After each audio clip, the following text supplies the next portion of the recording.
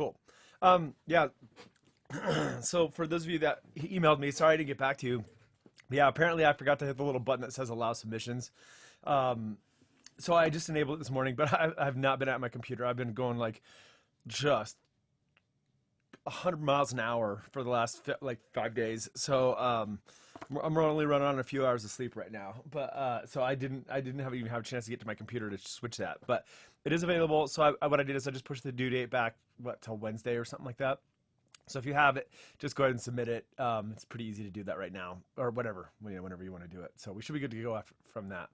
So my apologies, I just forgot to click that button. So if you emailed me, um, this is my response for that. So hopefully that should suffice. Cool.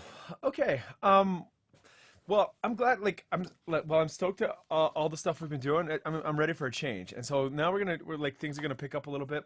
We're gonna kind of blast through a few things coming up. So we're gonna work on FMOD for the next 2 weeks, which I think is pretty neat. And so we're gonna spend like this week talking just about kind of general FMOD, and then next week we're gonna talk about integration. And that's pretty much all we're gonna do on FMOD for now. I you know basically the reason we're going to blast through this is number one, we already kind of know the concepts behind how this stuff works. There's a lot of subtle stuff with nuances with the way the fmod works, but overall concept wise we kind of understand the basic picture. But the problem is they don't have a linear learning system like wise does, which is really a bummer because I think learning like I don't know. I think that's one of the things I'm learning. Also, things with like Unity and Unreal and some of these other well, anything really. If you want people to use it, you have to teach them how to use it. So you need to give them good, solid resources. And it's crazy looking around with the FMOD stuff. And I've played around with FMOD for a while. I'm really bad at it. I barely know it, and so I have to review it every single time.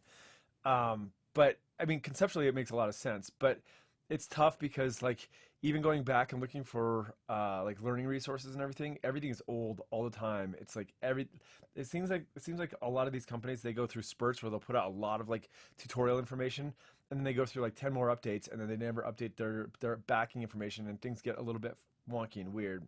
So, and unfortunately they don't have what I was looking for, and I was just doing this right until class started, was looking for like they don't have a version of like Cube like the way Wise does.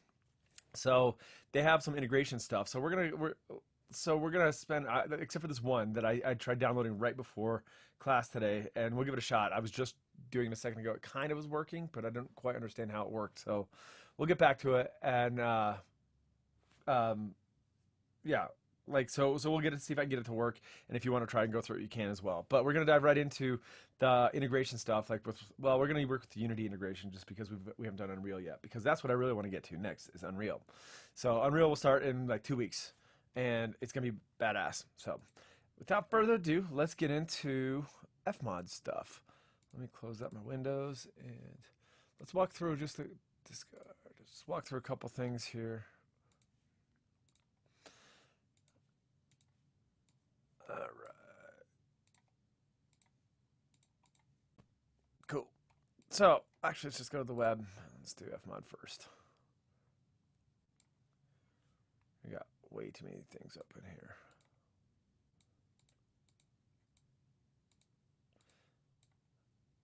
Let's go to FMOD. They haven't. Nope. All right. So let's start with FMOD right here. So as you can probably guess, FMOD is middleware, and it's basically the competitor to Wise. So both of them have been around for quite some time. Wise was an American product, though there's a lot of French people that work there, and FMOD is an Australian product. Not that it really matters, but like when you watch some of the early tutorials, you'll see that everybody's Aussie, and it just kind of developed out of the same kind of need and the same concept of where they want to give the audio people the programming and the ability to essentially do all the audio stuff themselves in the same way, like it's basically middleware, just like we did with Wise. But it takes a very, very different kind of tack and approach to it in a way that looks a lot more like a DAW than we've probably seen in the past. So it looks, in fact, it has a very kind of like almost Ableton-esque look to it. So you can just create a profile and download it. So if we go to well, actually, let's see, do they have, let me see what they have games spotlight red. Yeah, I'm curious. Haven't played any of this. Anybody played any of these? Minecraft. Yeah, it's like Red Dead Rising. that Dead Rising. Have you played that? Is it good? Yeah, it's pretty fun. Okay. I'm just trying to see if there. I mean, it's hard to tell just from the screenshots, but I'm trying to see if there's anything that like. Oh, okay, that's cool. Like for some big AAA ones, they did Tomb Raider with that, Rise of Tomb Raider with that one, and looks like they're doing some racing games. Oh, StarCraft 2 is done with it. That's kind of cool. Yeah, so I guess they've done like looks like some big games have been done with it. Um, I have sunk what's a up? whole lifetime of hours into Dark Souls 3. Yeah. Yeah. Is it good? I guess if you played that much time, spent that much time with it, it's probably pretty good then. Yeah, Um, it's great. So is The Witcher 2, Alan Wake. cool. Nice. I like that. It looks like a movie. Um, so yeah, it looks like they like oh yeah, D6. They've done like it's done. It's got some big titles with it that go along with it. Um, and yeah, so then like oh I didn't know that. I haven't spent time on the forums. I didn't see that they had that. That's cool. They don't have that like it's kind of surprising that they don't have forums on the other ones, but the learning section is wretched. So if we go here, they've got the karting microgame, which we've probably some of you have seen before, the survival shooter, and then Celeste. So this is one I just actually downloaded a little bit. They've got some documentation, FMOD APA, integrations, and that's really it. So there's not a whole lot of like linear tutorial systems. Um, so you can just download it, install it, and it when you download it, you've got your FMOD Studio suite. And so they've got FMOD Studio, which is the most current version right now is 2.0.1, but you're gonna have to actually probably install a number of different ones of these. It doesn't have a launcher, and I found when I was first working both with Unity and with Unreal, or sorry, Unity and with Wise, I was really annoyed by that whole launcher system. But I've learned to really like it because they don't have it with this, and it's really annoying because you get confused like which ones work with which and so on and so forth. But we have Unity, Unreal, with plugins, and we have some learning resources down here. So um, these are okay. We'll spend a little bit of time with some of this stuff. So, but you can just download it, install it. So I've downloaded it and I've got installed. I've got 2.0.1 and 1.1 or 1.10, I guess you should say. So you can look at the older ones right here. So I've got 1.10.2 unsupported.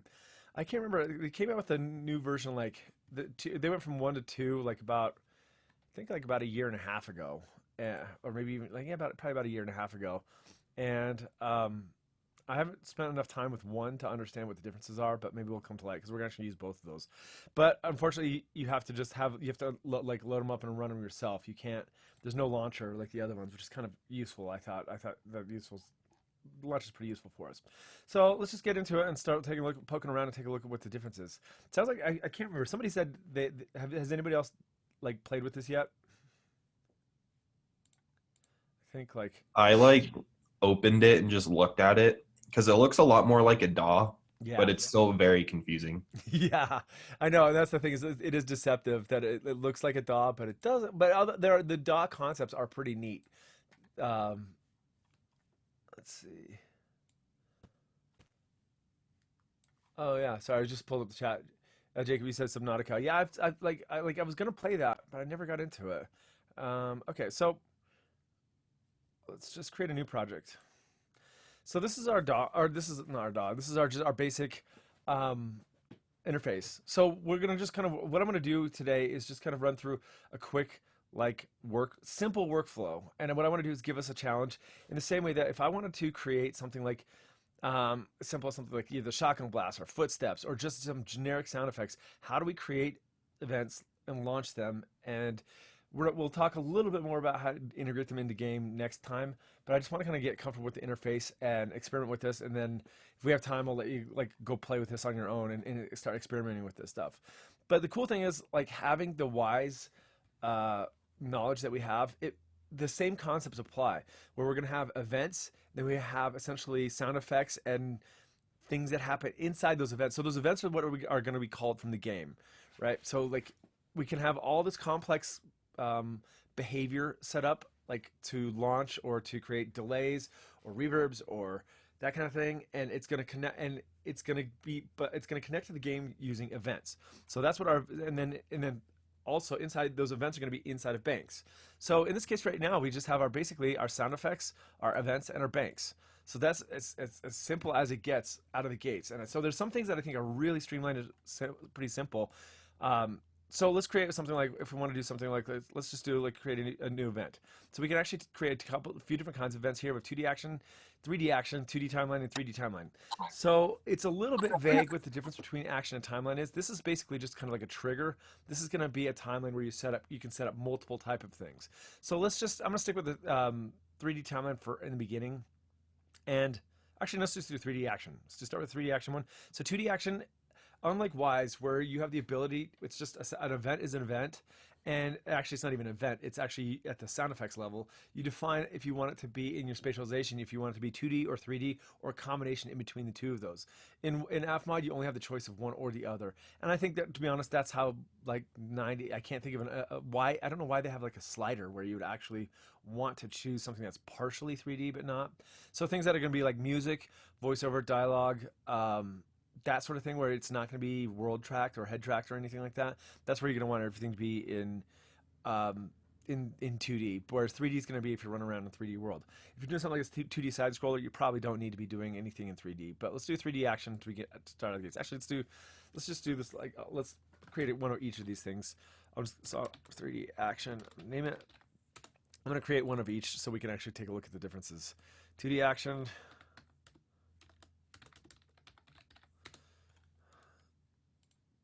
2D timeline,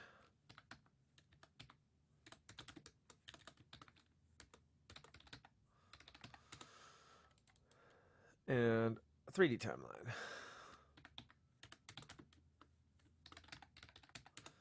That's annoying. I gotta rename that. I don't know if they have. I don't know my shortcut keys for FMOD at all. Okay, so if we look at 3D action right here, where basically we have an action to create an event, and basically I can just drop a sound in there, and we have this is a preview section, so you can listen to it in 3D. You can pan it around if you want to listen to see what it's going to sound like as it moves around. And we have our kind of just our 3D panner here, so you can actually just pan this thing hard panned in one area if you want this thing to do. We're a spatializer here. This is going to be our how it. Well, I guess you can think about this kind of like just looking at this. It looks a lot like, say, Ableton does, where you have your content up here, and then you have essentially your racks and your signal processing down here, and it's actually kind of the way it works. 2D timeline. So we have a timeline. So on an action right here, we don't have a timeline. We just have an event that happens. But on the timelines, we actually have a timeline where we can set up things as a function of time, and multiple type of things. So then we have banks. So we have just our master bank right there, and you can see that it says hash unassigned right here, and that means it's not assigned to a bank right now. So if I want to, I can assign these to a bank. I'm going to create actually a new folder to kind of keep things organized. And so this is kind of like, I really like it kind of bodes well with our typical computing layout type of thing. I'll call this one examples, and I'm going to throw these into this folder. So now I just have an examples folder. And unlike, say, and this is something I still haven't figured out yet, unlike, say, Wise, where you have like parents and children, and the children inherit the properties of the parent unless you tell it otherwise to do it. This one does not do that. Basically, you have to assign everything individually, which is kind of a pain. I'm still trying to figure out some of the signal flow stuff out. But basically, it would be nice if I could set like something like assign all these banks using this folder as a parent. You can nest folders inside of folders if you want to. So I could even do a new folder. And I could drop this folder inside of that one, so you can have folders inside of folders. So it's really intuitive in terms of hierarchy. And these are just events that I have right here. Let's move this out of there. Get rid of this one. And what we want to do is assign these to this bank right here. So let's create a new bank right here. I guess we just have a master bank going on right now. You could create more banks if you needed to. And as we've seen in Wise, it's a good idea to subdivide. What you start usually will do with, like, I'm guessing, with a game, like a game, especially at the outset, you'll assign everything to master and just run everything from the master. Then as you get the game more detailed, as levels get built out, as you start to understand the gameplay more, you're going to subdivide those so you can basically only use the sounds that you need at any given time, so that it speeds up load time, it speeds up download times, speeds up like just the entire game and gameplay. But in this case, we're just going to assign everything to master for right now. And we want to assign these to the master bank, so I'm just going to right click on all of them and assign them to bank right here, master, and those go away. So, and we can see now that those are all inside of our bank right now. And if I had multiple banks, you'd be able to see all these set up in there. So let's add some assets into here. So let's just grab some sound effects. So I'm going to grab just some generic sound effects. So you can think about like assets like a bin or like pool, or a lot of our DAWs have different kind of names for like where, like, or the region or the clip. What is it called in Pro Tools? The one on the right. Is it it's a clip bin or something like that? Clip list, I think. Is it clip list? Yeah. Something like that. So basically where you keep all your assets. It doesn't mean they're in use, but you actually have all the assets. So videos, SFX libraries. And let's just grab high tech and top secret. Sounds interesting. I was just looking at, let's go back to this one. I was looking at, in my games folder, I put all that sound effects library. So this is the one, that GDC one that I posted at the beginning of the semester. If you've not downloaded this thing, you should download this thing. It's insane. The link is in Canvas, but I mean, it's 31 gigs of sound effects that are awesome. So like, you've got just tons and tons and tons of it. So if you've not started building out a sound effects library, get on this one and do it. It's really good. I mean, like inevitably whatever you're looking for, you won't have it, but it's still like a good foundation, a good base to start looking at these things. I don't want pianos. Let's do bathroom sounds. No. Let's do interface accent. Sounds kind of cool. So these are like the authors, and then it talks about what they've got going on in their quad ambience. I'm trying to find something. Vegicide. Oh, this could be, cool. Let's do these. That sounds interesting. Wait, where's my thing? So there's a couple different ways you can do it. So in my assets right here, I have my assets tab, but I also, just kind of like in Wise, you have a bunch of different windows, and those windows are all kind of connected to the same session, but they look at it in different ways. So I've got my event editor, which is what I'm looking at right now. That's the default thing. I've got a mixer, audio bin, presets, event browser, mixing router, profiler, soundbox, and console. So it's a little bit fewer, like, compared to like the massive list that you'd have in Wise, but you can get to all the information that you need from here. So I'm going to pull up the audio bin. So the audio bin is the same as assets right here, but let me grab these and just bring them in first, and then we'll talk about what else you can use. So brought those in, and it's saying that they're unused at this point, which is cool. You can do a lot of tagging with these things. So if I click on one, you can actually like look at, let's see if I can stretch that out a little bit. You can leave notes for yourself. And let's see, let's close this one out. Let's listen to these. Let's just give them a listen.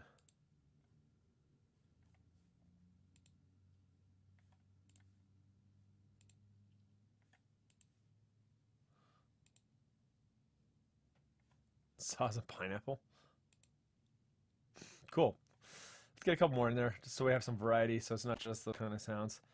Let's do, no, let's do, what's a Yeti monster? Cool. And you can change the color of these things too, which is kind of, well, we can set the color. Let's make all the monsters just a different color. Like Yeti blue for snow. Okay. And we saw that it also shows up in that audio bin, but what I also have, and this is a little bit different than, say, Wise, is that it has a marketplace built into it. So you can actually download, they actually have like a service where you can download sound effects. So let's do footsteps, just see. And you can just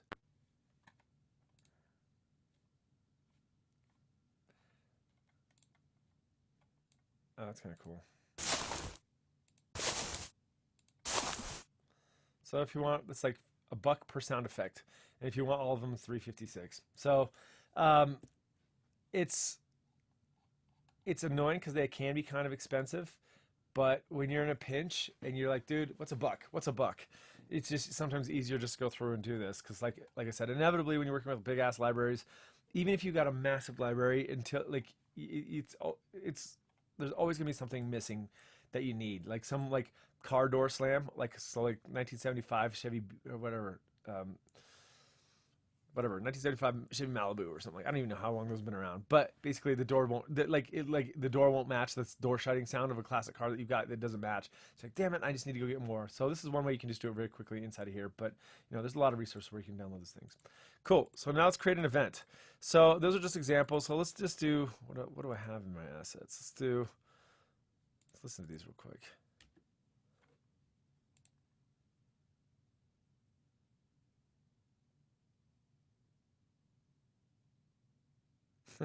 This is just somebody's dog that they just pitched down on our dog breathing and stuff. I'm pretty sure that's all it is. I keep those at bay here. Oh, that's cool. No, that you played Celeste. We're actually gonna use that one. So we're gonna play with some of the Celeste stuff. So it sounds like it's just somebody's dog. They just pitched it down. Oh, is nobody hearing anything? We heard the footsteps, but not these ones. Oh, is it? So it doesn't come from basically this one. It's one of the things that's weird with the way Zoom works. I don't understand. Like, I can't choose. Let me see if I can choose my preferences. I think, oh, it's because I have it on ASIO. That's why. Cool. You can actually you can hook this up with control interfaces. Do you hear that now?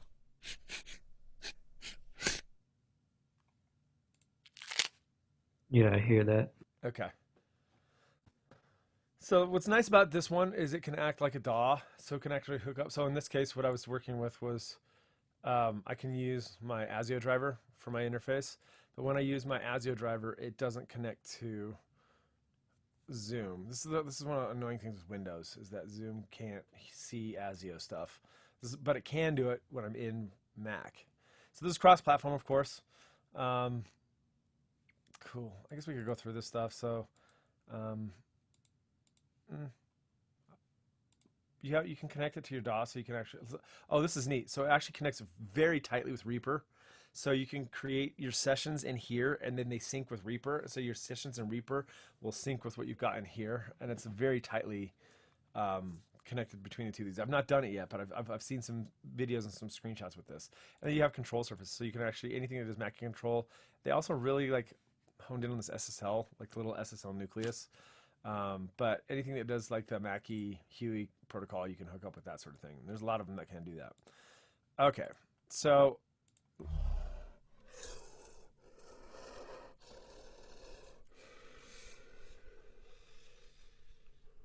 okay, so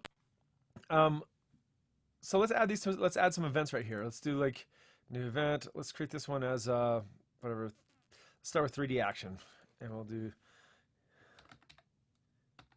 Yeti. You can also just drag these straight into. So this is I'm in Yeti breathing tab right now. So let's just do Yeti breathe. Bring that in, and now we have the ability to start messing with this thing. So what they do is they call these things instruments, which is really kind of strange. Basically, these are the things that are going to play. So if I add another instrument, it's going to add. We have the ability to add sounds in a number, and they call sounds. They call them instruments in this version of Wise. I don't like the sound of it, but I don't know if they just want to stay away from the word objects or for whatever reason. I just think instruments is like a bit misleading, but whatever. It is what it is.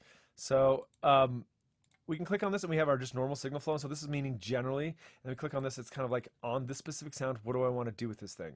So we've got our sound over here, so we can pitch it up, pitch it down, start offset. So if I pitch this thing up a little bit, let's go pitch it up. Can I just drag it? There we go.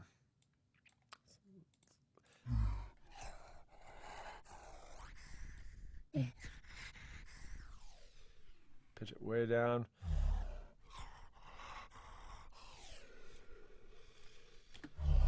And stop this thing. So we can stop.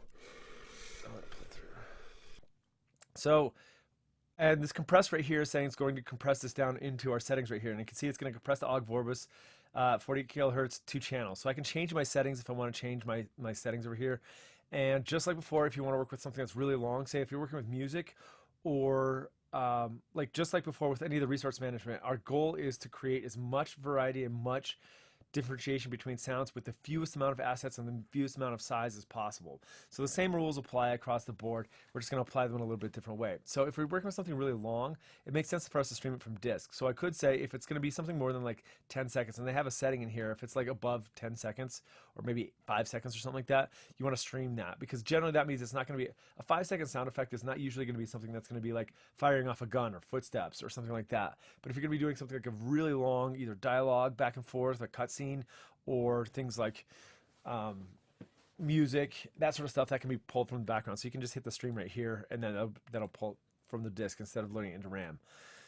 Let's just throw another pineapple in here as well. So if I wanted to, I could throw it. These are just basically what we call single instruments.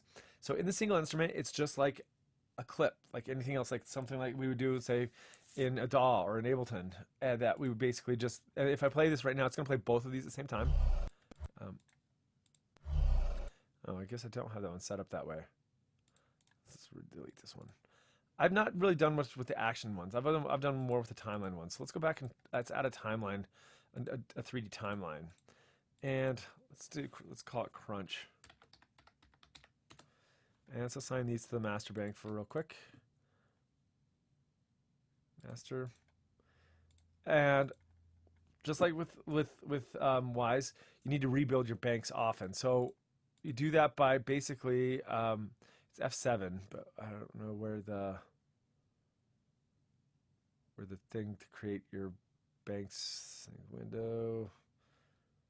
I don't know where to, like, maybe it's under build. Oh, okay, there it is, build.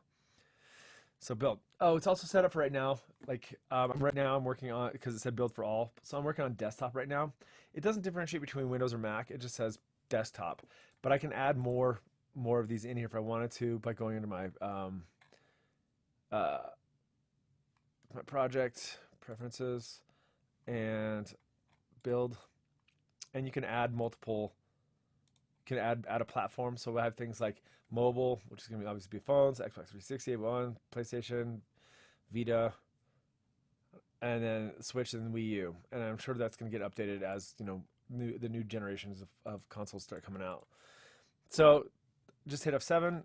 It's going to build the banks. So you can just do that often, just build the bank often to just get this thing completely built. So in this case, when I hit F7, it's only going to build it for the platform I'm selected on right here. But I could hit, Shift F7, and it'll do it for all of them. But I only have one created right now. So at this point now we have some sounds, and let's add this thing called Crunch. Let's add some sounds into here. So I can do this, the first thing, like I can go like as I had done before. So if I want to go to my window and add an audio bin, I can just drag straight from my audio bin, and let's do some crunches in here. And now I have the ability to move these around in time. So if I wanted to, Saw's Pineapple Squish Origin, let's add a separate track. So if I want to add an audio track, move this down here, and let's actually move this to the top.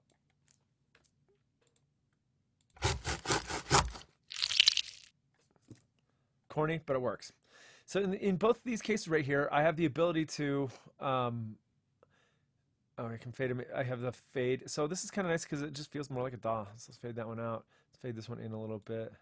Actually, I don't know what shortcuts are for zooming in and out, but I should know that. I haven't learned that one yet, what zooming is. But let's start from the top.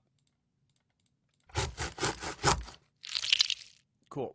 I have, like, if I want to, I can add a little bit of mixing in there. So if I can switch to the strip view here And I've got my audio group 1, audio group 2. Actually, I should go back and name these things. Rename this one. Pineapple. Pineapple. Or this one was pineapple, wasn't it? That was squish. Oh no, that was right.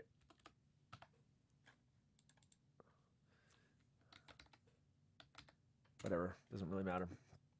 But now I can go over and mix these as I feel I want to. You can also set up return tracks, that sort of thing. But what we can do now is, and that's fine for just creating very simple kind of timed out sounds. And so whenever this event gets called, it's going to play this one here. And it's a little bit strange because like we think about these events, so you can still call a event start and event stop, but in Wise it's basically a play event or a stop event or anything like that. And here it's going to be, I'm still a little fuzzy on this one, like how you act, not how you trigger it, but the events are just play. It's just do the thing. And so you're creating your event in here. This event is called crunch. And yeah, that's just kind of the way it is.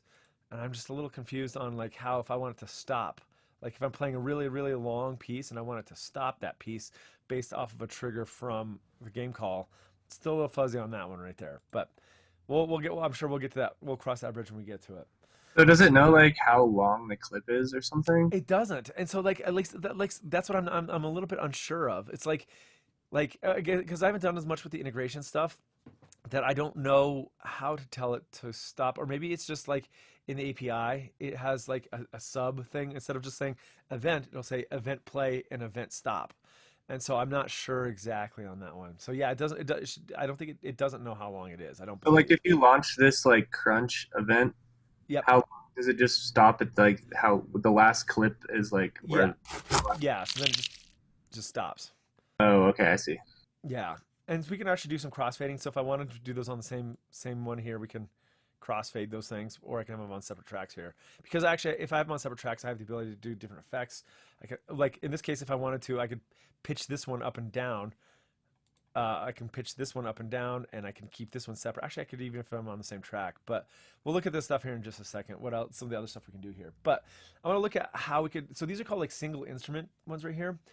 What we can also do is, I'm going to get rid of this track for a moment. Let's delete that one. And actually delete this clip right here.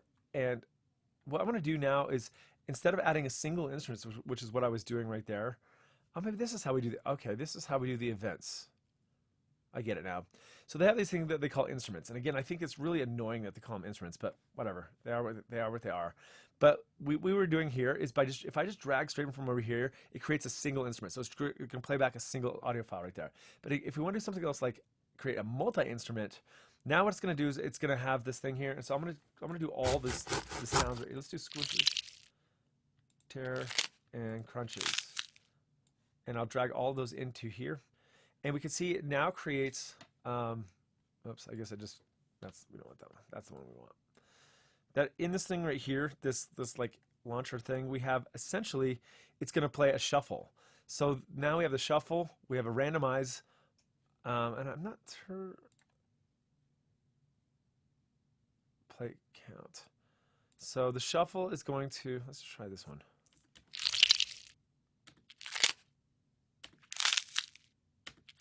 There it goes. So we can see it is, so it's randomizing these ones right here. But well, let's shuffle. Let's see what the randomize. So I think shuffle means it won't play the same one again, but randomize has the ability to do that. And I'm not entirely sure why that would be that way. I think that's what's going on there. I'm not entirely sure. We also have the loop function here. So if I had the Saw's pineapple as a separate one right here, let's throw that on. Oh, you can actually have, so you can mix a match on tracks. So if I were to do something like, if I have, say, a footstep and I have the footstep heel and the footstep toe, I could randomize the heel and randomize the toe so that I get, out of 3 sounds, I can get 9 different variations of that. So it's kind of cool. It's just a more visual way of looking at this, and that's one of the things I do really like about this. It looks like the way we were used to working in a typical DAW. but we have the ability to loop something. So if you're working with, say, an ambience track or some birds, or you're at a park, or yeah, I guess ambience and music are going to be things that you're pretty much going to be looping all the time. So you could loop the instrument. So basically, when it goes, it's just going to play indefinitely. So what you would do is in your scene, you're going to launch that, like say an ambience track, you're going to launch that at the beginning of the scene, and it's just going to play forever and ever and ever, if you want to have something like that. So but let's get rid of that right there. So we have that's our randomized playlist right here. So those are the multi-instrument is the kind of the way I think about it. So we can do things like, if we want to think about this compared to Wise, this is going to be basically where you load stuff up and you have the randomization, and you can say don't play the same last two, and you can set up those things. But if I wanted to do something like a sequence container, basically what I would do is I would just set those up in a timeline, which actually makes a lot of sense. So if I wanted to have, let's see if I can copy this. So if I want to have these play, I can just adjust those in time until I get those. And so that's more like just a sequence container. We have two randomized inside of a sequence container. So it's the same kind of concept. It's just done in a visual way. So if I go from the top,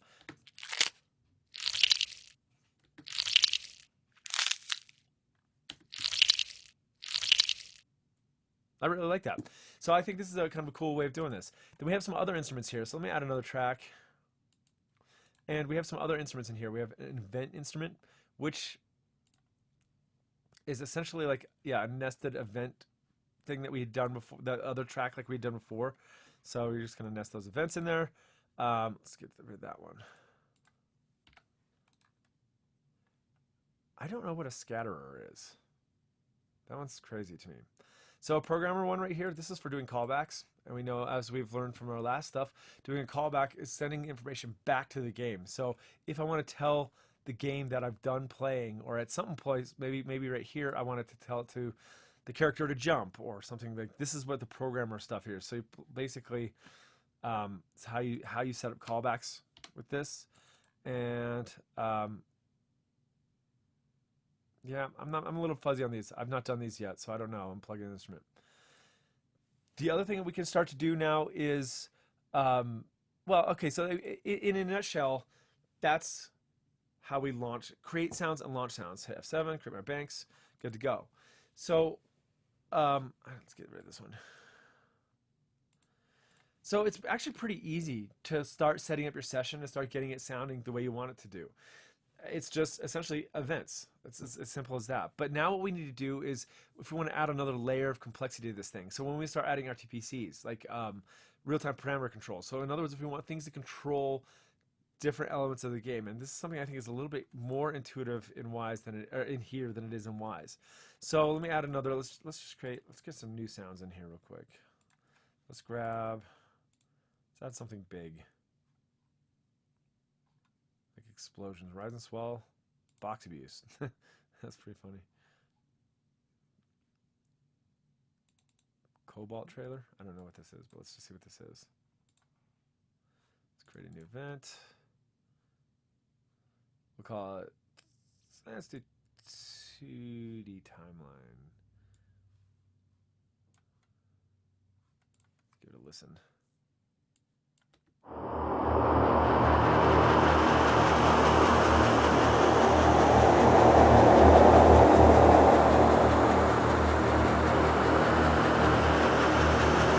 Okay. So I'd create a new folder for this one if I wanted to, called ambience.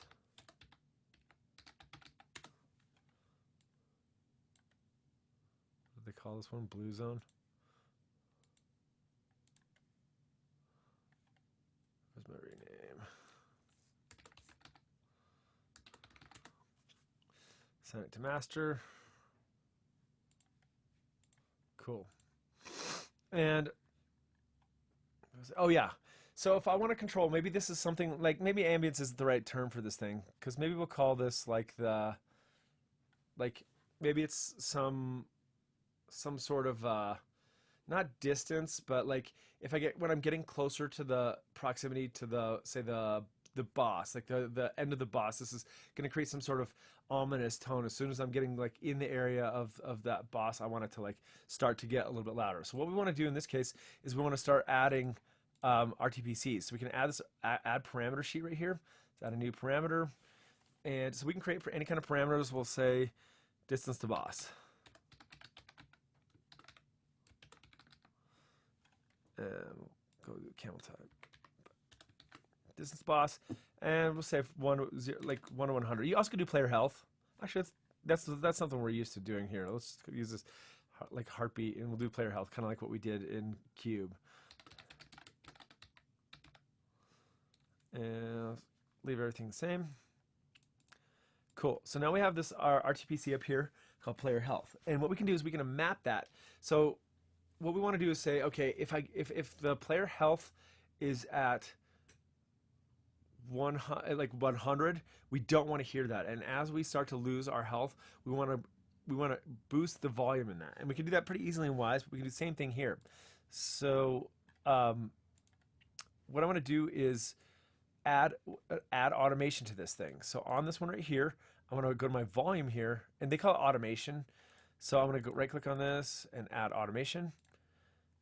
And what it's going to do is under player health here, I can say I want this to be basically under my player health. You can see that this is, when I click on timeline right here, this is as a function of time. So we go from 0 to whatever, 30 seconds over here. But on player health, it goes from 0 to 100. So that's that 100 I had just set. If I had set 0 to 1, this would be 0 and this would be 1. So this is going to be whatever's coming, you have you set up in the game. And so that's what's going to be the information that's coming, the RTPC values coming from the game. So in this case, what I want to do is, as I get further down here, I want to, let's go to my player health. Oh, let's go back over here. Here, what I want to do is add a curve, player health, and I can start to bring this one down and bring this one up over here. I thought I should be doing it over here. I think I did that wrong. Let's remove this one here. There we go. And let's go to player health. I want this in timeline. I think I did it in the wrong spot. Let's go to player health. There we go. That's the one we want. So that basically it goes from zero, when I have full health, I don't hear it at all. And when I go down here, I hear it completely. So if I go back under my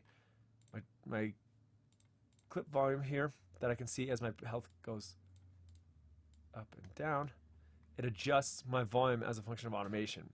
So as my health goes down, my volume goes up, and I can simulate that. So up, boom. So I can actually listen to it, and then we want this one to loop.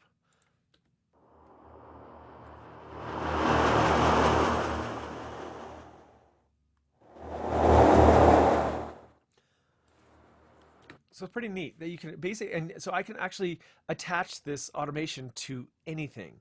So I'm attaching it to volume to keep it really simple right now, but you can attach that to all sorts of different values. Oh, the other thing I forgot to set is on like this crunch.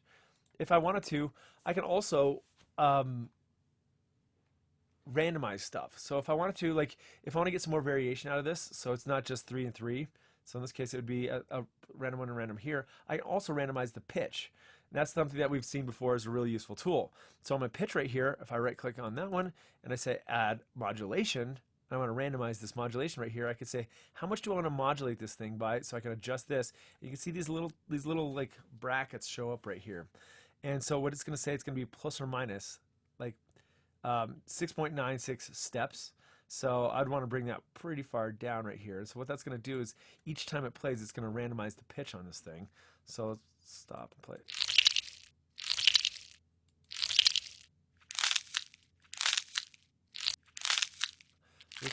Let's swing this one big so we can hear it really.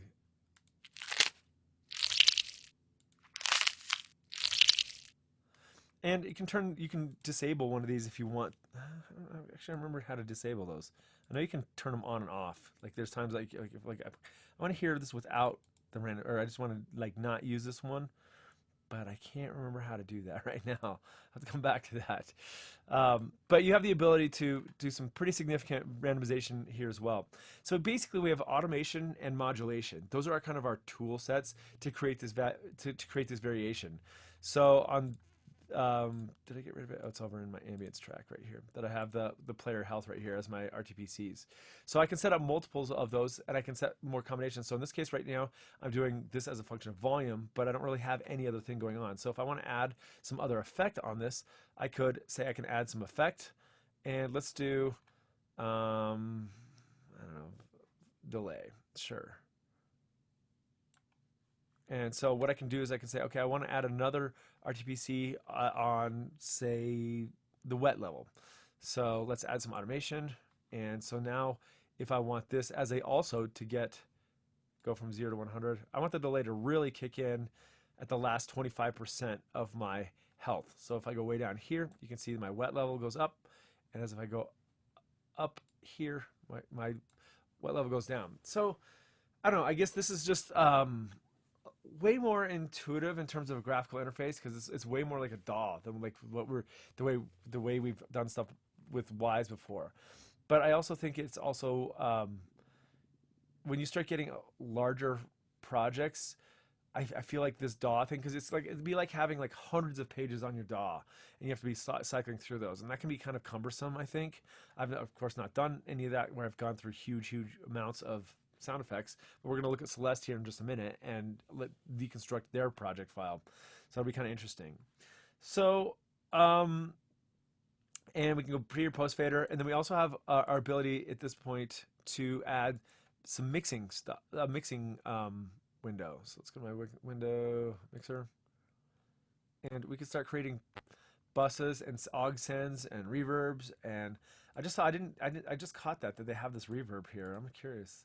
So this is just a generic reverb, but it looks like they give you a convolution reverb, which is pretty freaking amazing. So I wonder if I can't drag those in. I'm not going to talk about that now because I haven't spent enough time with that. But they have VCAs, which is cool, so you can actually do mixing just like VCAs, like remote controls of your actual tracks. But I don't know. I'm gonna, like that's going to be. Let's review real quick. There's just a couple because I know I'm kind of rambling here. Basically, we have our basic event, our event trigger here, and we have our timeline. So if I have my timeline here, and then and even with this one right here, I can add a multi-instrument. So the multi-instruments and single instruments, those are going to be the ones that you're going to use by far the most, at least in the beginning. So single instruments is just going to be a sound that plays. Multi-instrument is going to be something that you can set up either as a sequence or as something that goes through the list in order. Like we didn't actually talk about that, but you can actually have this thing play through random. We can have this thing sequential local scope or global scope. I don't know what the difference between those is, but in this case, it's going to basically just go boom, boom, boom, boom. It's going to cycle through these things over and over and over. And if you were to have something like lined up, maybe you want those to create the variation, but constrained. That's going to work. It's kind of interesting. It shows the different lengths here, so you could trim those off. I wonder if I can edit those. That might be something I don't know how to do. Basically, like if this one was really long and this one's really short, I want these to butt up right against each other. I want to say, well, I want you to play this one right after this one is done. I don't know how to do that either. That'd be interesting to see how to do that. Okay, so, oh yeah, okay, let me save this thing. I didn't save the desktop. Call this FMOD 1. Let's go take a look. I didn't actually save that thing because it was done temporarily. Unlike some of the other DAWs, when you create or other like Wise or any other of those other like Unity, when you create your project, it saves it for you in the beginning. FMOD does not. It's kind of like Word, where it just creates a document and then you can populate it and then you have to save it. So let's look at FMOD 1. This is the one I just created right here, and it looks a lot like the stuff. Actually, let me create my sound bank again. There we go. So this is our FMOD project file right here. So we have our assets. So we look in our assets. We see all the original sound files right there, and our build for desktop, and we have our sound banks in here. So our master. I don't know what strings is. Don't know what that one is. Metadata, plugins, and then here's actually the session file. So it's kind of like an XML file, just like it was with Wise. So yeah, that's essentially like in a nutshell how to get around it super quickly with this DAW. It's really not too bad there. Like I said, I'm missing a few concepts right here, but a few like not a few. I'm missing a lot of details, like nuances, because I've not actually built a game with this thing yet. But in terms of signal flow, I think it is pretty intuitive, and I really do kind of like the way it's laid out. Um, but let's take a look at how other people have implemented this thing. So what they have on here is you can download FMOD right here. You can download this. Where's the Celeste one? Oh, they're not showing it right here. Oh, there it is. My bad. I just wasn't seeing it. So, complete FMOD studio project for the award-winning game, Celeste. So, I'd not ever played Celeste before, so it was cool that you guys had. I just downloaded it like a couple minutes ago. So, what you can do is, and I downloaded the Celeste file. So, let's open up how they did the Celeste. Well, actually, let's just play the game for a second so you can see what the game is, and then we'll go back and look at the session file and how they did it. So, that's cool that no, you played it. It's like I literally just played it like for like 1 minute before it started. Are you guys seeing this? Is it working right for you? The game? Yeah, it Okay. looks good. Cool. Can you hear it too? It's just wind right now. Yeah, I can hear it.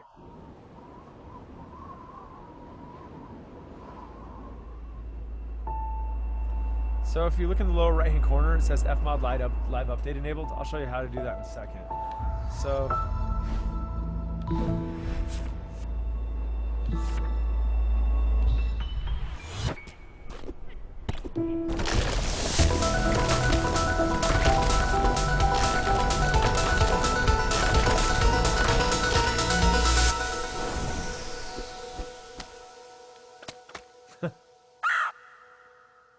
open X.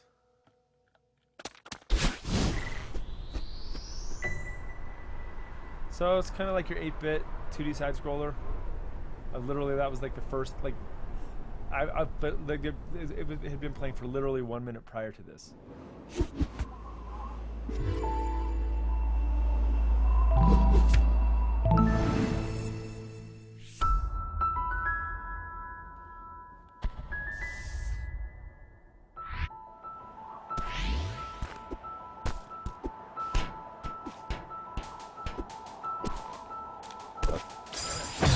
All right. Anyway, so you get the idea for a minute. So it's just kind of a basic. Let's see the credits. Looked like it was only made with like.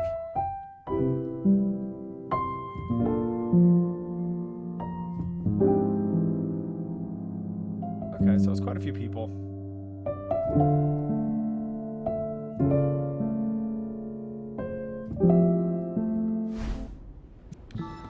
All right, so but it's a pretty like lo-fi looking game. There's no the dialogue is all it's just the Snoopy dialogue, wah, wah, wah, wah, wah, where it's basically they're not saying anything because it's all done with bubbles, and that makes it like localization for a whole lot easier. All you have to do is change the visual text, not you don't have to change the actual dialogue and voice actors. So pretty cool little game though. But what they do is they give you the you can download the project for it. So I just downloaded it, and this is what I did just before class today. So if I go to actually, but it was done in FMOD 1. So I'll put FMOD 1 and take a look at that. I don't wanna, there it is. Cool.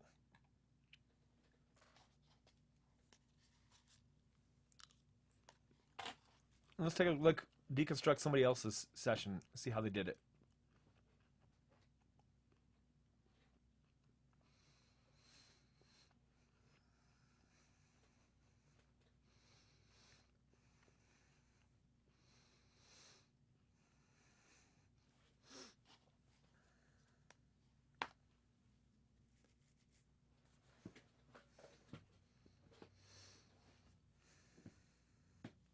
Cool.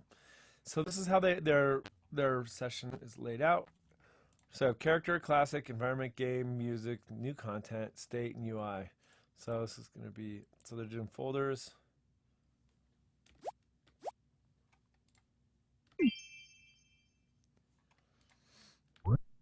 So one thing I should also mention too, and I'm not entirely certain how it works, but the way the licensing works with this thing. So it works on the same manner as like Unity, Unreal, and Wise, where It's free to work with this thing, but if you want to launch and publish the game, you do have to pay a licensing fee to use this. And it's tiered in the same way. So it's basically if you sell this many, you owe this much, and if you sell this many, you owe this much. And so it makes sense to use it, but it does have consequences. It's not totally free, but unlike Wise, where they give you a limitation where you have the license where you only have 200 sounds, it seems to me that at this point you have, or 200 objects, I think is what they were in Wise. This one, it doesn't seem to have any limitations, at least that I can tell, because it seems like I think they're going to be using more of this, more sound, like quite a few sounds in here, and I'm guessing it's probably above 200.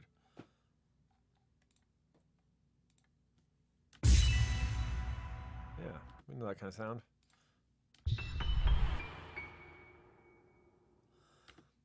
What I wasn't sure, because there's a lot of reverb on like when we were playing the game, just playing it a little bit. I was curious if they actually had the reverb baked in, or if they're actually using a reverb on these. But it sounds like the reverb is baked into all the sounds, so they're not using any reverb, like real-time reverbs, which kind of makes sense for music type stuff.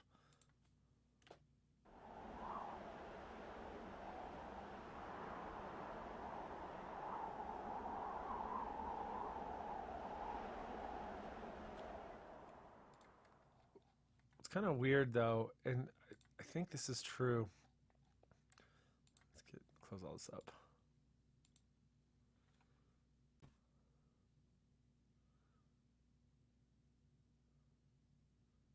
That's cool. That's cool. They give you like, I mean, that was very generous of them to like release this stuff. So I think that's really badass. But if we do like, so in the old version of 1.0, they only have 2D event and 3D event. They didn't have timelines, so they just call them like 3D event, and so the timeline is the timeline. So I'm a little bit fuzzy as why they even have just events in the other one, and there must be a reason, but I don't understand it. And then, yeah, they're still called instruments. Prior to this, but not that long ago, these weren't called instruments. They were called something else, but they are still called instruments in here. But it's kind of cool to see how they have their stuff laid out, and so it doesn't look like they're doing very complicated type stuff in terms of like the mixing. But this game doesn't really have a lot of things like ducking or things like Logic where you're going to have like 50 enemies and doing voice limitations and counts. I guess they do have max instances over here. So if you wanted to have, in this case, if you want to have only, maybe you have something like whatever, monsters, little gremlins running around, and you only want to have 10 gremlins at maximum, you can put your instruments here. So this is your voice, like some of your voice information. So basically saying stealing the oldest. So basically it removes the oldest to the newest if you have too many things going on at the same time. And then you have your priority. We had the same thing happen in Wise too, where you can set your voice priority. So you want things like, because you always have a voice, an actual voice. We have virtual voices and real voices, and if we have too many voices happening, it has to cut a bunch of those, so it doesn't actually play all of them. Even though the computer thinks they're playing them, it's only coming out of the sound card with so many. But things like dialogue, you really don't want dialogue to actually go away. So you have to set like dialogue would be super high priority. You may have some things like weapon sounds, or like when melee is getting crazy. Some things like footsteps. Footsteps can drop off when you have a lot of stuff happening because you don't really care about the footsteps unless that's part of the game. So this is some of your ability here. What I also wasn't able to understand here is your distance attenuation, and so because it has like I couldn't figure out how to get. Oh, okay, so these are the nested ones. So this is maybe how you do the nested thing. So you can do the parent-children thing. I'm still a little fuzzy on some of that. I'll have to experiment more with that. I'm not going to talk about that right now, but we have a multi-instrument, so let's give these a listen. Boss bullet.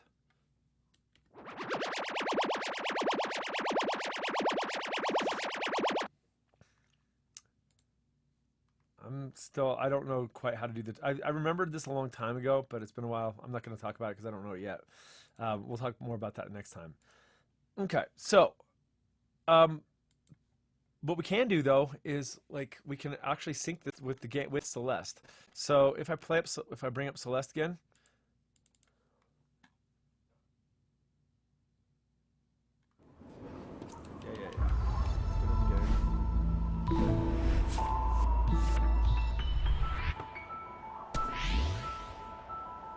So it's playing in the background right now, and we can actually do is connect to the game. And so what I want to do is look at the profiler here. And I just got this thing kind of working before you guys came in, before we started class. We'll go to profiler here.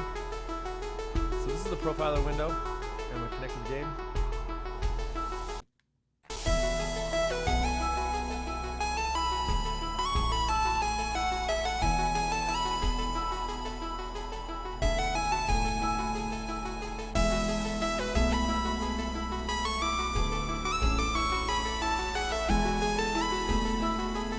So it seems to be synced, but I can't. It's syncing, but I don't know how to get it to do this thing. So I want to see what's happening with the game. Monitor what's going on. I don't know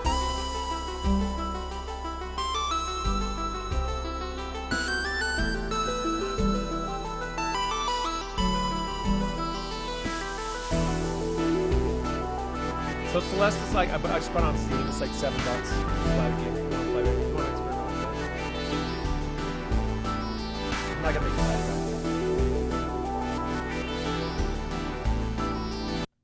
bad. Something broke.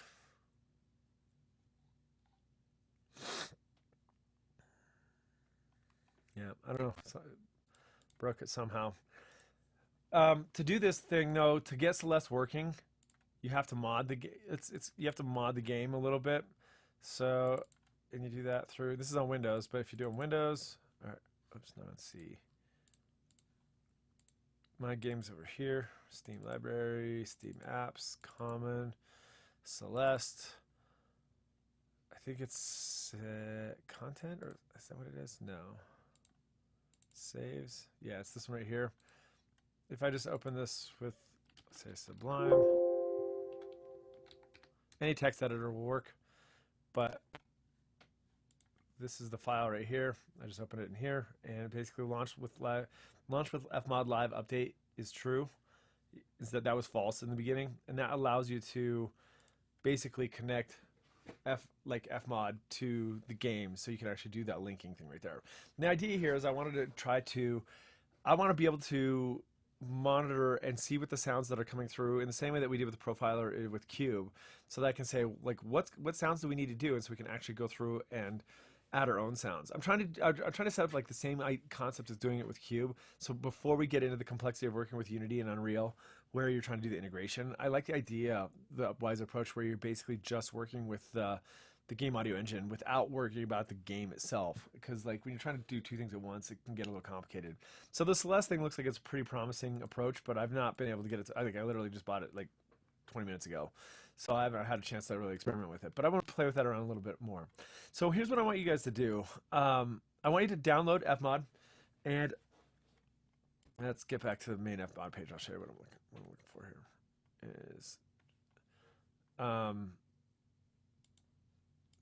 learn documentation, and if you just go through, they have a quick start, but if I go to FMOD Studio and just go through and like basically kind of blast through this thing right here. So they've got, this is FMOD Studio, they've got the versioning here, but FMOD Studio Concepts, it really gives you, just read through these, and it, like, if you want to have FMOD running while you're going through this, it makes sense to go through and experiment with this. I do think having a Wise background like we do really makes this a lot easier. I remember going through this a couple years ago, and this whole concept of game audio was really new to me. Now with you having your Wise chops and understanding just the way the game audio works, this stuff makes a lot more sense, but it's still a little funky. It's still a little weird. But what I want you to do is go through and at least get FMOD Studio installed and go through like the first few chapters of the documentation of the user manual. It just kind of goes through and just explains a few of these concepts. So if you go through and get like FMOD Studio Concepts and organizing the projects, and then things like authoring events, and maybe working with instruments. It doesn't take very long to get through. It goes really quick. But I think those are pretty solid. It's weird to read the manual like instead of a tutorial, but it works. And in the meantime, what we're going to do, I'm going to be pulling up some, finding like a tutorial series that I think will work really well for explaining some of the bigger concepts. Because then what we're going to do is we're only going to do that for this week. Next week, we're going to do integration into Unity, experiment with a little bit of the Unity stuff, and then that's all we're going to do with FMOD for now. And we're going to go straight into Unreal because I want to spend a lot of time on Unreal because I think it's badass, and I think you're going to get a lot more out of that than you would out of the FMOD right here. So with that, that's all I really had for today. Are there any questions? Sorry, I'm only running on like. I had a question. Yeah. I don't know if you know or not, but when you were in FMOD, I think you were messing with the parameter of like Uh-huh. the distance. Uh-huh. I think, or it might have been like player health or something. Yeah. And there was two, like essentially like there was the timeline, I guess, where you were modifying like the distance, and then down below there was also like Yeah. it kind of looks like Ableton's like plugin automation or Uh-huh. something. Mm-hmm. Are those like the same thing, or are those different? So let's get back to the one. I'm sure I was doing on breathing. I think it was like I on think it this was one. called like blue something. Yeah, so it was under ambience. Yeah, this one. So, um, let's see. Did I not save that? I guess I did. Yeah, I have that. So I only did the one. So I have player health. So what I want to do is control. Okay, so I don't know. That one shouldn't be there. I'm gonna remove curve. Cool. I screwed that one up. So there's some weirdities with this RTPC thing. So you can actually throw automation in the timeline, or you can throw it in as a RTPC.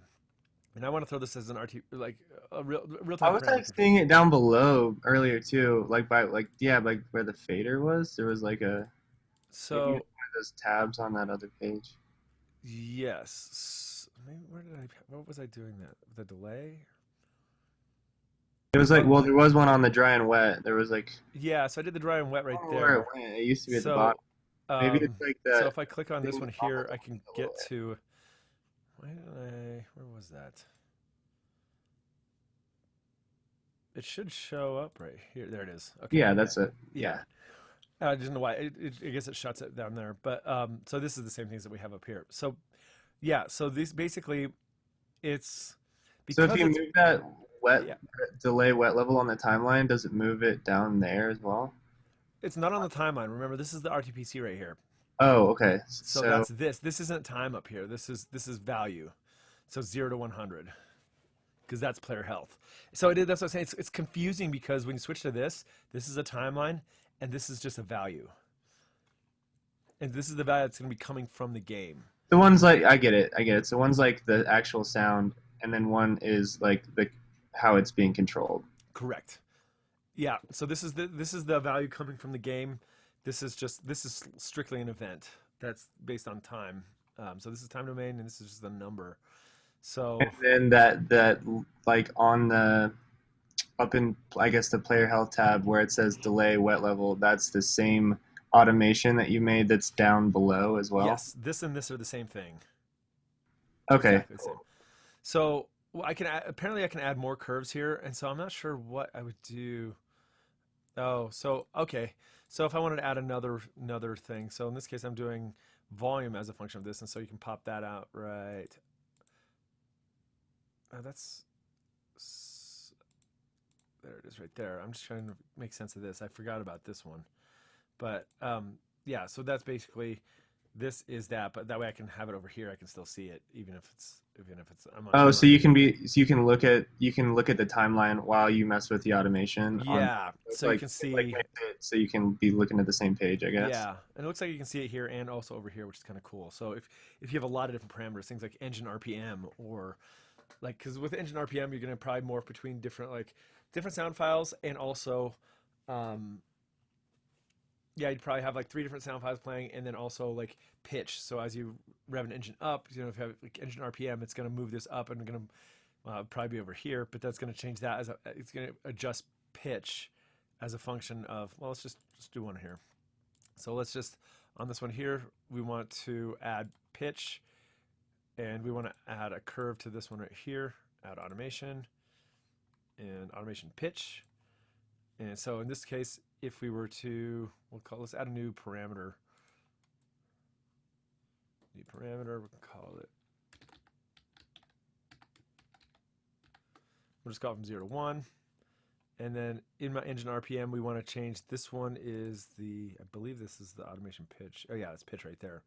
So it's going to add a curve, engine RPM, and so in my timeline, I still don't see it here, but now I see my engine RPM over here. And I can see it over there. So, and what that's doing is it's adjusting the pitch. Let's see, what's my range on that pitch? So it's the entire range on that thing. So I'm wondering if I could constrain it here or if it would be better to just constrain it here. So it goes plus or minus a certain amount right there. I kind of already like how this looks way more than I like Yeah. how Wise looked. Yeah, I feel like at first I liked this, but then once we get through all the Wise stuff, I felt like Wise is so stinking powerful, but I really do like the graphical because it goes with the way we think about. I feel like Wise was created by programmers and FMOD was created by audio engineers. Yeah, it looks like if Wise and Ableton had a baby. I know exactly. I product. think that's probably the draw to it.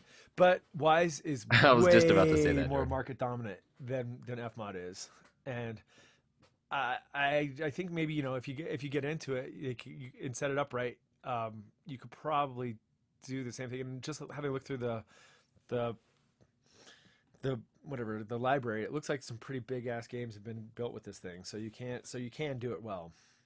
So I kind of wonder if there's an ability to, because I noticed when you change the pitch, it's also changing the speed. So I'm wondering if there's a way you can get that to not change the speed of the the clip. sound file, no, because Like, well, you could it's do possible. that. I mean, that's like an Ableton thing, and that's something that we're really used to these days. That we're used to being able to tempo change without pitch shifting, or vice versa, and it's certainly possible to do that. But that is a very CPU intensive process to do that, and I think in the game world, they're trying to stay away from that sort of thing. You're right though, because if I play something faster, they're gonna get chipmunky. If everything gets the formats go up and it doesn't make sense. Like if you had dialogue, but then you just wanted to shift it down, but then it wouldn't match anymore because it's Right. longer or something. Yeah, I think maybe they will have something like that. That's something that it's You so just funny. do it in Ableton or something, and then Yeah. just fit in. Yeah. Well, and I'm curious. I'm gonna experiment with the Reaper connection too, because I do think that'd be pretty cool. I'm wondering if there's a way you could do. I'm surprised nobody has done the API stuff with I wonder if you could sync any of the game engine stuff with Ableton, but I just don't think. I mean, Ableton is such a different beast for doing. I mean, it's good for sound design for music sound design, but I know some of you guys do it for post sound design, but it's pretty unusual for that. So I'm curious if you could do this, do the same concept with syncing it with Ableton, which would be kind of a cool concept, but I don't know if that would work. I kind of know how to do that. So, yeah, cool. Do So- we need to just download the FMOD Studio suite then? Yeah. And then is there anything else we need? Nope. No, Just just go through and just go through and just what you're trying to do is glean the similarities. Watching me blast through this is one thing, but yes, going through yourself and just going, okay, how does this work? And because now you have you have some background with game audio. You guys know how it connects with games, and where we're going with this is with Unity and even Unreal, if you want to as well, is connecting these two and getting the two systems to talk. But we just want to get our feet underneath us first with just the general concept of how these things work. I'm seeing this Unity integration thing. Do we need that as well? No. That's in So- the asset store or something. Yeah, so actually that's the way you do it. The old way you do it is the download here. The new way to do it is Unity. It's in the asset store, and you can just basically just embed do the integration on the Unity side. What we've been doing before is doing it from the Wise side, and Wise will do the integration. But you can also do it from the Unity side in the asset store to say integrate this in. But I found that you have to use not the latest version of Unity or of mod. You have to use the one generation older. So I'm on 2.1, I think right now. It's 2.05, I think, or something like that. Is the one that only works from the asset store because I couldn't get it to work a few days ago. So, But if you guys want to experiment with that, go for it. But we're gonna So talk which about that one next should week. we download? What's up? Just all you need to do is just today. All you need is FMOD, FMOD, and then just look at the help file for the documentation. Which version? The newest one is fine. The old one's okay too, but I can't really tell. There's only some subtle differences that I like. I haven't spent enough time to understand what the differences are, but it looks like they have the 2D action, the 2D timeline, the 3D action, 3D timeline. That's a new thing. Before it was just they called them 2D action, but it was a timeline, and a 3D action, which was actually a timeline on the old versions, which is kind of confusing. But that's as far as that's the only differences I see so far. I'm sure there's a whole bunch of stuff under the rug that I don't know, but that's the only visible stuff that I've seen so far. But conceptually, it seems like the same. It's not like a huge departure from 1 to 2. It seems pretty similar. But I downloaded both because the only reason I have both is because if you want to run Celeste was done in 1, and so you have to have 1 to run the Celeste stuff. And so if you want to download Celeste, you just download the Steam. You have to buy it from Steam. It's $7.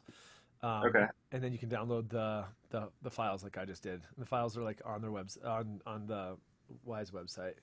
But there's also the carding microgame, and there's the whatever the sleepy shooter game. I can't remember what that one's called. You're like dreaming, you're shooting like monsters and stuff. I haven't played with those yet. You know what they made Celeste in? What? I don't Like know. Unity or Unreal? Or? No, but if you do the carding one, that's gonna be Unity based, and I think the other one is Unreal based. Okay, cool. But yeah, experiment with them. Sweet. All right, my friends, it's time. I'll let you guys go, but I'll stick around here for a few more minutes, if you guys have any questions. So, but you can sign off here, and I will catch you guys on Wednesday.